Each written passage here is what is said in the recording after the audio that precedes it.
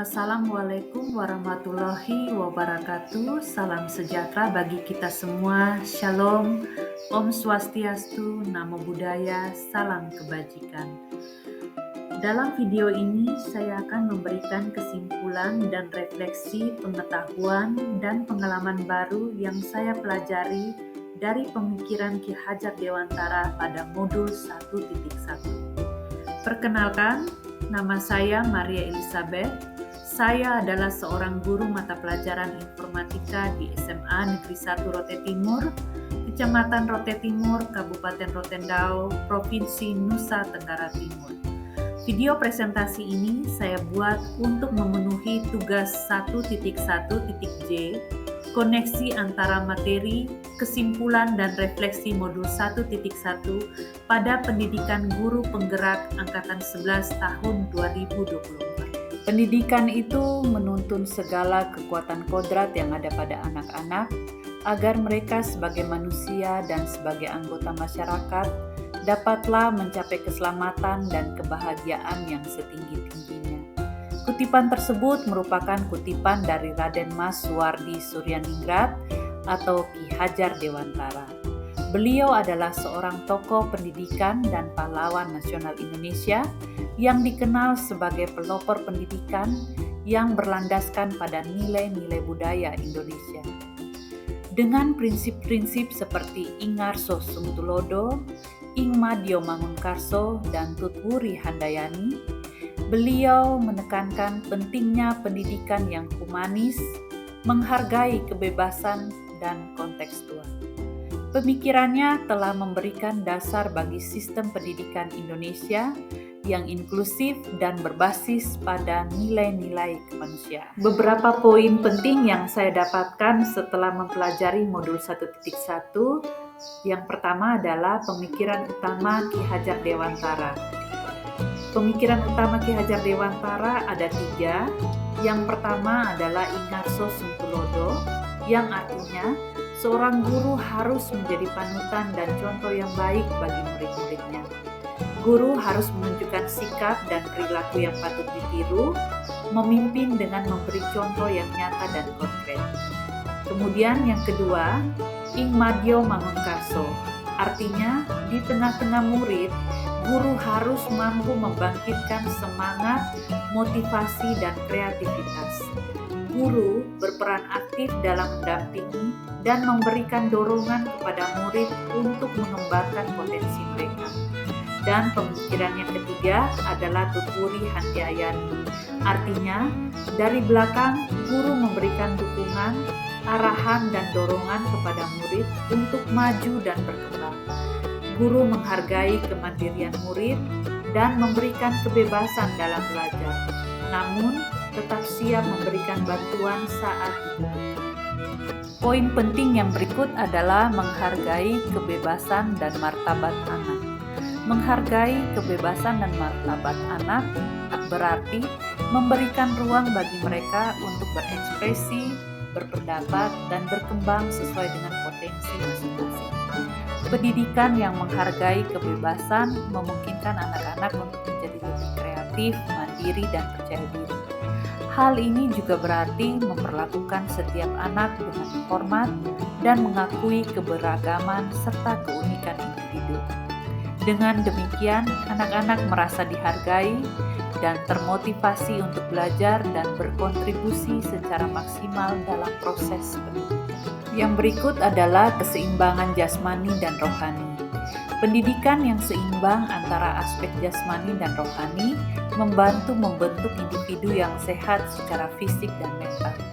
Aktivitas jasmani seperti olahraga penting untuk kesehatan fisik dan perkembangan motorik anak.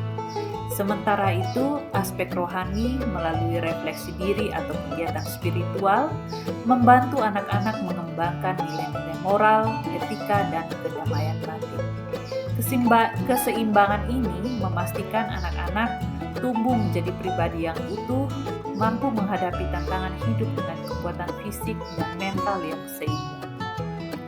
Poin penting yang terakhir adalah pendidikan yang kontekstual dan relevan. Pendidikan yang kontekstual dan relevan membantu murid memahami dan mengaplikasikan pengetahuan dalam kehidupan sehari-hari mereka. Ketika materi pelajaran terkait dengan pengalaman dan lingkungan sosial budaya lokal, murid lebih mudah mengaitkan pelajaran dengan dunia nyata. Ini membuat pembelajaran lebih bermakna, menarik, dan efektif. Dengan pendekatan ini, murid tidak hanya menghafal informasi, tetapi juga memahami cara menggunakannya untuk memecahkan masalah di sekitar mereka, sehingga mereka lebih siap menghadapi tantangan di masa depan. Berikut adalah refleksi saya sebelum mempelajari modul 1.1. Sebelum mempelajari modul 1.1, pandangan saya tentang pendidikan cenderung tradisional, di mana guru berperan sebagai sumber utama pengetahuan dan murid sebagai penerima pasif. Pendidikan dilihat sebagai proses transfer ilmu dari guru ke murid dengan fokus utama pada penguasaan materi pelajaran dan pencapaian nilai akademis yang tinggi. Interaksi di kelas lebih bersifat satu arah dengan sedikit ruang untuk partisipasi aktif atau pemikiran kritis dari murid. Pandangan ini membuat proses belajar mengajar menjadi kurang dinamis dan kurang memperhatikan kebutuhan individual murid. Namun setelah mempelajari modul 1.1, pandangan saya tentang pendidikan berubah menjadi lebih inklusif dan humanis. Saya menyadari pentingnya peran guru tidak hanya sebagai pemberi ilmu, tetapi juga sebagai pembimbing yang mendukung dan menginspirasi murid. Saya mulai melihat pendidikan sebagai proses yang menghargai kebebasan, martabat, dan potensi setiap murid. Perilaku saya juga berubah menjadi lebih mendorong partisipasi aktif murid, memberi ruang bagi mereka untuk berekspresi dan berkreasi, serta lebih memperhatikan konteks sosial budaya lokal dalam mengajar. Saya kini lebih fokus pada membangun karakter dan kemandirian murid selain dari pencapaian akademis mereka. Untuk mengaplikasikan pemikiran Ki Hajar Dewantara di kelas, saya akan menerapkan metode pembelajaran berbasis proyek atau project-based learning, di mana murid terlibat dalam proyek yang relevan dengan kehidupan sehari-hari mereka. Selain itu, saya akan mendorong diskusi kelompok untuk mengembangkan kemampuan berpikir kritis dan kerjasama tim.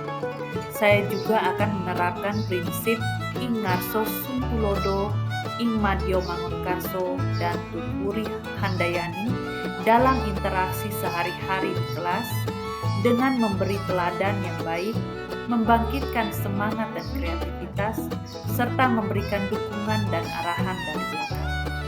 Dengan pendekatan ini, saya berharap dapat menciptakan lingkungan belajar yang dinamis, inklusif, dan menghargai setiap individu. Adapun proses pembelajaran yang akan saya terapkan di kelas harus mencerminkan pemikiran KHD, yaitu menekankan pada keterlibatan aktif murid dalam kegiatan belajar yang kontekstual dan relevan dengan kehidupan mereka. Proses pembelajaran yang pertama adalah pembelajaran berbasis proyek, yang memungkinkan murid untuk menerapkan pengetahuan dalam proyek nyata yang bermanfaat bagi komunitas mereka. Kemudian yang kedua, diskusi kelompok yang mendorong kolaborasi, berpikir kritis, dan kemampuan komunikasi. Kemudian yang ketiga, pembelajaran berbasis masalah yang membantu murid mengembangkan kemampuan untuk memecahkan masalah dan berpikir kreatif. Pendekatan ini memberikan pengalaman belajar yang mendalam, meningkatkan keterampilan praktis, dan membangun karakter murid sesuai dengan prinsip tuturi handayani. Menciptakan lingkungan kelas yang mendukung pembelajaran berarti membangun suasana yang demokratis dan partisipatif di mana setiap murid merasa dihargai dan didengarkan.